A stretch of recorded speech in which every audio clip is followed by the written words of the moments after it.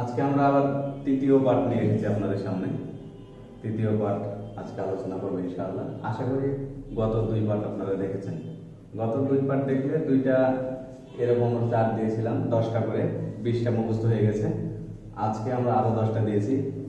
তো ধারাবাহিকভাবে এই জিনিসগুলো মুখস্থ করবেন, কারণ এটাই হলো মূল সম্পদ। ইংরেজিতে কথা বলা বা ইংলিশে লেখা বা যাই বলেন, এটাই হলো মূল সম্পদ।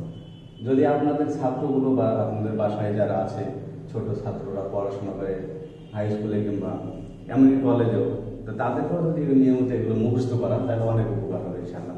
আমি মনে করি এটা একটা বড় সম্পদ, অনেক একটা বড় সম্পদ অর্জন করা হবে যদি এগুলো নিয়মিত পড়ানো হয় বা নিয়মিত মুখস্থ হয়ে যায়। আচ্ছা, আমি একটু উচ্চারণ করে দিই। পাবলিশ, প্রকাশিত হওয়া। এইটা পাবলিশ মানে প্রকাশিত হয়েছিল। আমরা পাঁচ ফর্মটা দিই, আপনারা নিজেরা চেষ্টা করবেন। প্রকাশিত হওয়া আর প্রকাশিত হয়েছিল, আর এটা হলো পাবলিশ। যেমন পত্রিকায় কিংবা ফেসবুকে যে কোনো জায়গাতে কোনো কিছু ছাড়া মানে সেটা হলো পাবলিশ করা, প্রকাশ করা। এটা ভিজিট, পরিদর্শন করা। ভিজিটেড মানে পরিদর্শন করেছিল, visited past participle form. Cover, cover মানে ঢেকে রাখা, ঢাকা, যে কোনো জিনিসকে ঢাকা। আর এটা কাভার্ড মানে ঢেকেছিল, আর এটাও কাভার্ড। ফিল মানে অনুভব করা, কোনো কিছু অনুভব করার নাম হলো ফিল। এটা পাস্ট ফর্ম হবে ফেল্ড, আর পাস্ট পার্টিসিপল ফর্ম হবে ফেল্ড। ড্রিম, ড্রিম মানে স্বপ্ন দেখা, আর এইটার পাস্ট পার্টিসিপল ফর্ম শুধুমাত্র একটা টি যুক্ত করলে হয়ে যাবে ড্রিমড। ড্রিম, ড্রিমড, ড্রিমড স্বপ্ন দেখা। জয়েন মানে যোগদান করা, কোনো গ্রুপে বা কোনো কিছুতে যোগদান করা।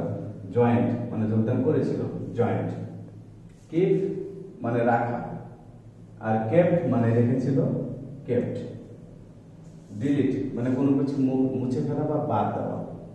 তাহলে এখানে আমরা কি ডিলিটেড মানে মুছে ফেলেছিল, আর এখানেও ডিলিটেড। ইনক্লুড মানে কোনো কিছু কিছুর সাথে কিছু যোগ করা, এটাকে বলা হলো ইনক্লুড। ইনক্লুড থেকে ইনক্লুডেড, ইনক্লুডেড।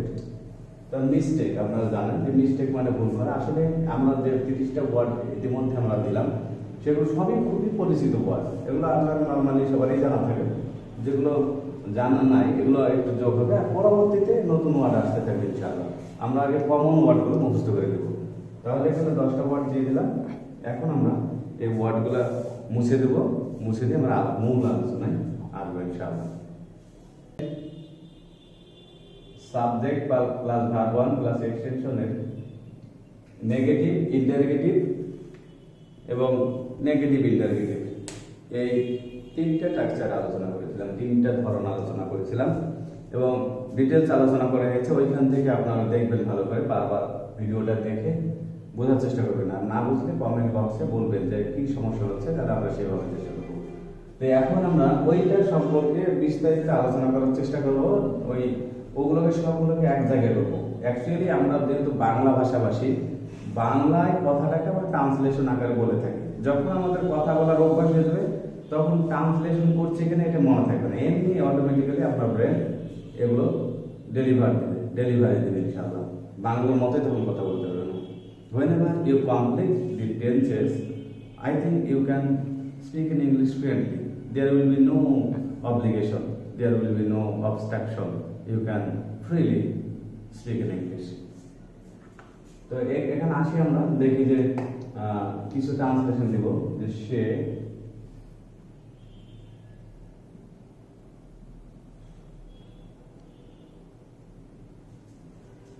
আমাকে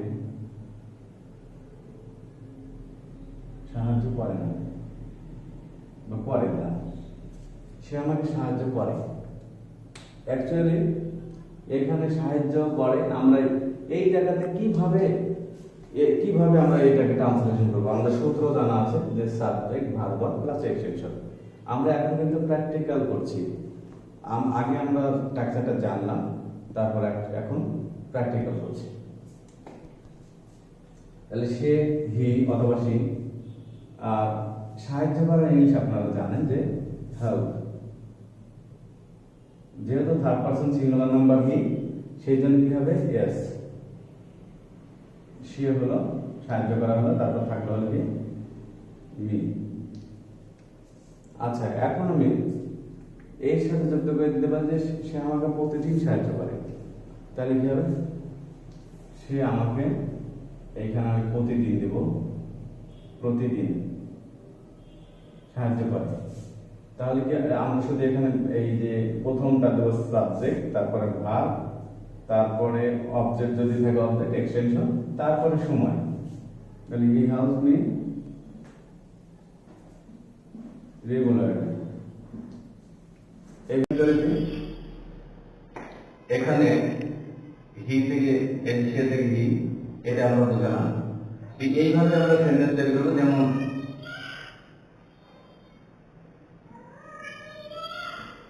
আমি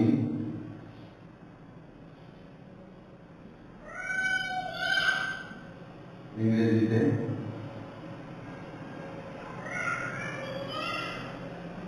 কথা বলি।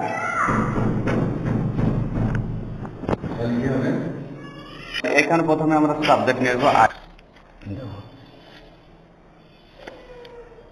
তো এইভাবে দেখুন, আমি ইংরেজিতে কথা বলি।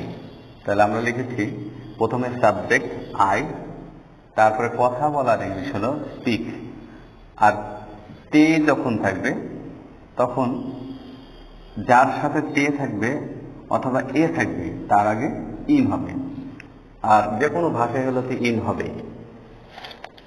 যেমন তে থাকবে বা এ থাকবে, এইরকম আর একটা উদাহরণ দিই আমি। এখন কিন্তু আমরা ইংরেজিতে ট্রান্সলেশন করতে পারছি। এই দুইটা ক্লাসের বিনিময়ে আমরা কিন্তু এখন ইংরেজিতে ট্রান্সলেশন করতে পারছি।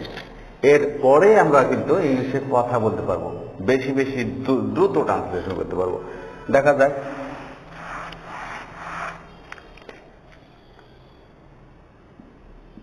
সে মাঠে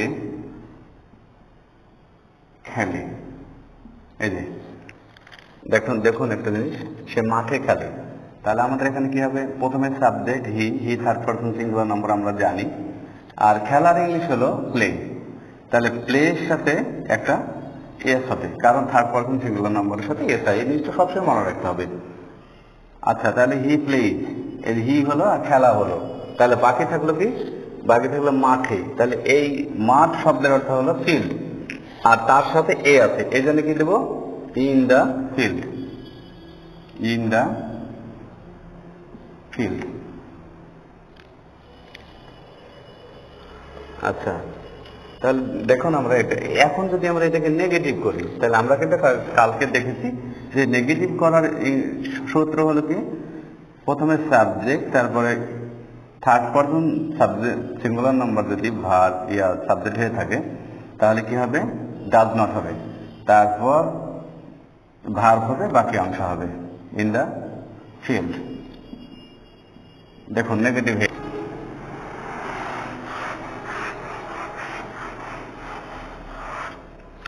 আবার আমরা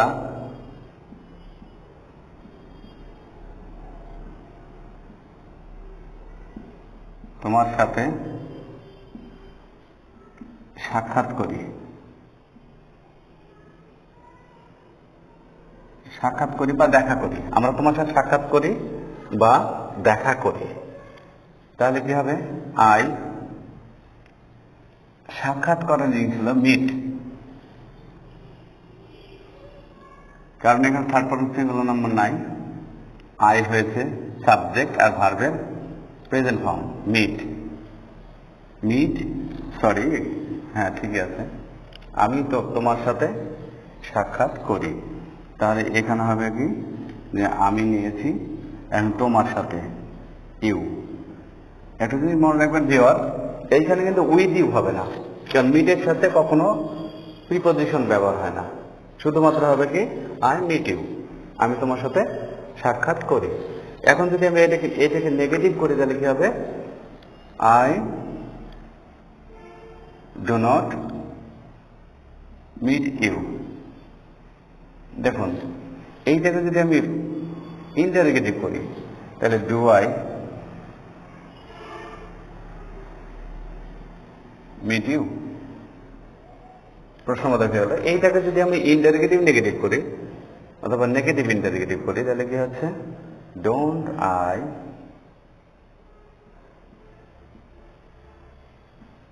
মিটিউ। তার মানে আমরা একটা স্ট্রাকচার থেকে অনেকগুলো স্ট্রাকচারে যেতে পারছি। এগুলো আমাদের শেখা হয়ে গেছে ইনশাআল্লাহ। এই ক্লাসের পরে আমাদের আর একটু ডেভেলপ হবে এবং আমরা সহজেই একটা বাংলা থেকে ইংরেজি করতে পারবো। তো আমরা চেষ্টা করতে থাকি, নিজে নিজে বাড়িতেও চেষ্টা করতে থাকবো ইনশাআল্লাহ। তাহলে ক্লাসগুলো সুন্দর হবে। যখন আমরা বলবো যে আমরা সবসময় বাসাতে প্রতিটা ইংরেজি বলার চেষ্টা, প্রতিটা জিনিসেরই যদি আপনি অর্ধেক পারেন আর অর্ধেক বাংলা পারেন তাও বলবেন। যেমন মনে করেন যে আমি বাসায় যাব, এই ক্ষেত্রে বলবেন যে আই উইল গো হোম। অথবা মনে করেন যে আমি ভাজি খাবো, তো তখন বলবেন যে মনে করেন যে সবাই তো আর একটা বাসাতে ইংরেজি নাও জানতে পারে, তো তখন বলবেন যে আই ইট, ইশারা করে ফ্রাই, আই ইট ফ্রাই। অথবা যে কোনো বিষয়ে যদি কেউ ইংরেজি না জানে তার সাথে কথা বলতে হলে আপনি তাকে ইশারা করে বোঝান যে এই জিনিসটা এরকম। তাও বাংলা না বলার চেষ্টা করেন, অর্ধেক বাংলা অর্ধেক ইংরেজি। যেমন মনে করেন যে আমিটা বাংলায় বলুন, আমি কম্পিউটার অপারেট করতে লাইক করি। দেখেন, আমি কম্পিউটার অপারেট করতে লাইক করি। তাহলে এই ক্ষেত্রে যারা ইংরেজি নাও জানে তারা বুঝে গেল যে আপনি কি বলতে যাচ্ছেন। যেমন আবার আমি ফুটবল প্লে করতে ভালোবাসি অথবা লাইক করি, এরকম। এভাবে আপনারা কথা বলার চেষ্টা করেন।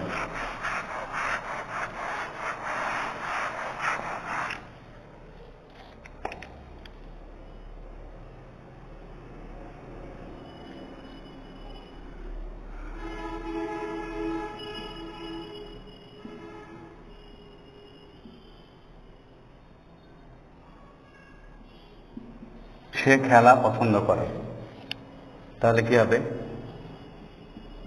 He likes to play. অথবা হি লাইকস প্লেইং। এখন দুটো কাজ করা যাবে, ইনফিনিটিভ ব্যবহার করা যাবে যখন দুইটা ভার্ব আসবে। দেখুন, একটা ভার্বের নাম হলো, একটা হলো সমাপিকা ক্রিয়া আর একটা হলো অসমাপিকা ক্রিয়া। এই যে সমাপিকা আর অসমাপিকা ক্রিয়া যখন একসাথে চলে আসবে তখন আপনার একটাতে টু লাগাবেন। অথবা মূল ক্রিয়া কোনটা? মূল ক্রিয়া হলো আপনার শেষে যেটা থাকে, এই যে পছন্দ করা, পছন্দ করা হলো মূল ক্রিয়া। এখন আমরা দেখব যে এখানে দুইটা ক্রিয়া আছে, সেই ক্ষেত্রে মূল ক্রিয়াটা শেষেরটা যদি আমরা মুছে দিই তাহলে কি হবে? শেষেরটা মুছে দিলাম। সে খেলা, দেখেন অর্থ কিন্তু সম্পূর্ণ হয় না। সে খেলা, তার মানে আর একটা ক্রিয়া দরকার আছে এইটা ভাব সম্পূর্ণ হতে। সেইটা কি বলা হলো আপনার অসমাপিকা ক্রিয়া। তাহলে একটা সমাপিকা ক্রিয়ার প্রয়োজন। তাহলে কি করি? পছন্দ করি, পছন্দ করি। এই যে, তাহলে আমরা প্রথমে কি নিলাম?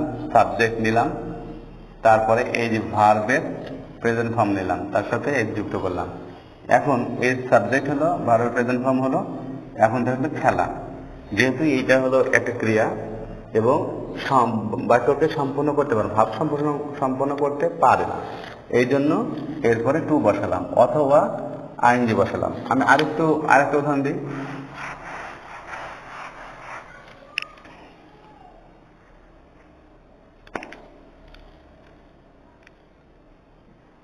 সে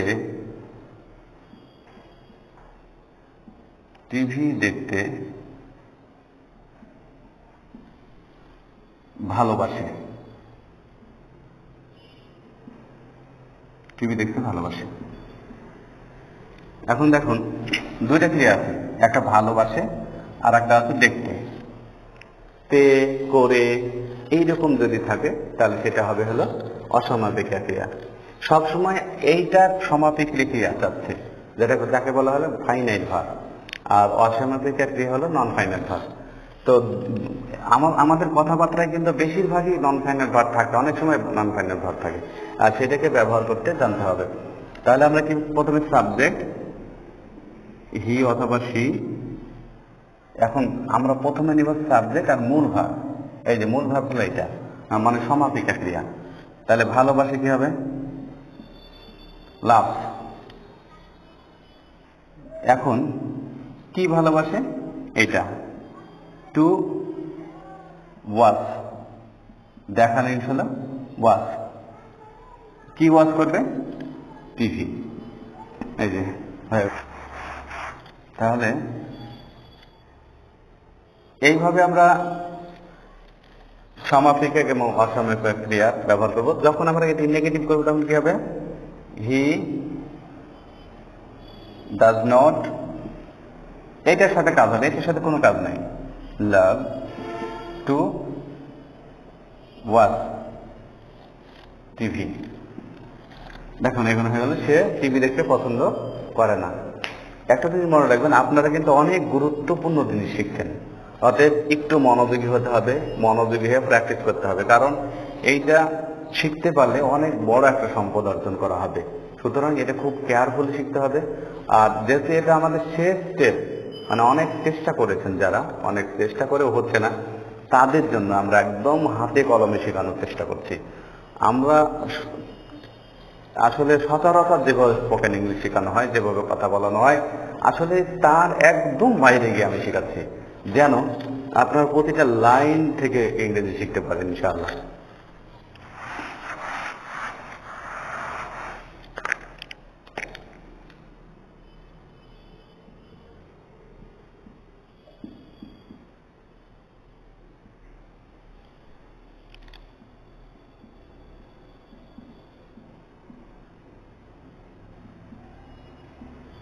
খেয়াল করুন, এখানে বলছে আমি তাকে দেখতে যাই, আমি তাকে দেখতে যাই। তাহলে সাবজেক্ট হবে কি? আই।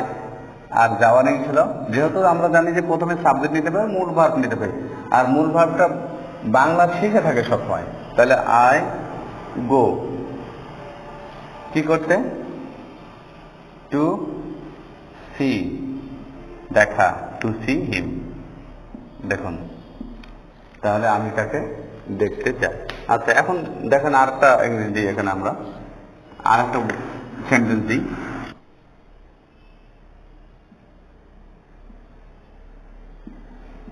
আমি পড়তে বসি। সচরাচর এই কথাগুলো কিন্তু আমরা বলি, আমরা পড়তে বসি, খেতে বসি, গল্প করতে বসি, টিভি দেখতে বসি, এই জিনিসগুলো কিন্তু আমরা প্রতিদিনই বলে থাকি।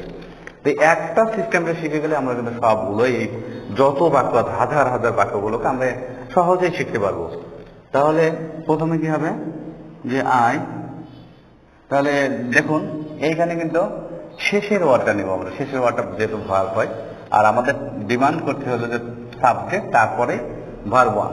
তাহলে পড়তে বসি, তাহলে বসার ইংলিশ হলো সিট। দেখুন সিট হয়ে গেল। এখন যেহেতু এইটাও একটা ভার্ব, তে এ এরকম থাকবে ভার্বের সাথে, যেমন পড়া একটা ভার্ব, কিন্তু পড়া না হয়েছে হলো পড়তে। তবে আমি পড়তে, এটা কিন্তু অর্থ প্রকাশ করছে না। আপনারা পরীক্ষা করে নেবেন যে অর্থ প্রকাশ করছে কিনা, এটা মূল ভার্বটাকে বাদ দিয়ে চেষ্টা করবেন যে অর্থ প্রকাশ করছে কি না। তাহলে আই সিট টু রিড। তদ্রূপ আই সিট টু ইট। দেখুন আমি খেতে বসি, এইভাবে।